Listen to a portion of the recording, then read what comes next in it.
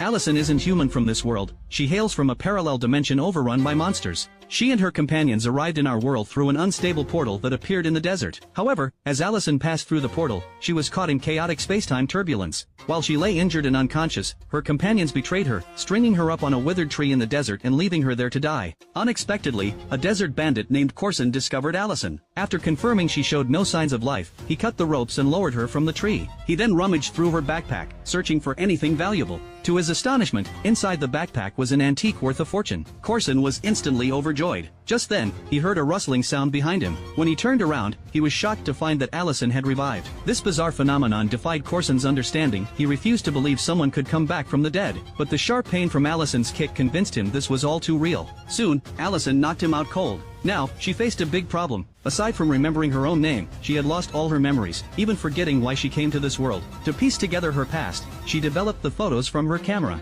However, the camera had only one picture, a photo of a woman. Soon after, Allison learned that the woman was named Sophia, who had tragically died in a sandstorm 3 years ago while on a desert expedition. Sophia had no parents, and the closest person to her was her boyfriend Lucas, whom she had been with for 6 years. Lucas was also the sole survivor of that incident. Allison quickly went to Lucas's home, but his father told her that Lucas had passed away, consumed by guilt. According to Lucas's father, 3 years ago, Lucas led a 19-person expedition into the desert. Overconfident, he took the team deep into uncharted territory, where they encountered a massive sandstorm. The entire team perished except for Lucas, including his girlfriend Sophia. However, Lucas always believed the sandstorm was either man-made or caused by some unknown monster. But no one believed his story, and all the family members of the expedition team blamed him for the tragedy. In the days that followed, Lucas became deeply depressed and eventually died from the weight of his guilt. However, Allison didn't believe what Lucas's father said. As she was leaving, she handed him a letter. When he opened the envelope, he was shocked to find a photo of Sophia inside. Moreover, based on the structure of the sandstone surrounding Sophia in the picture, he immediately recognized the location as the very place where Lucas's expedition had encountered the sandstorm. By the time he processed this and rushed out to find Allison, she had already vanished into the bustling streets.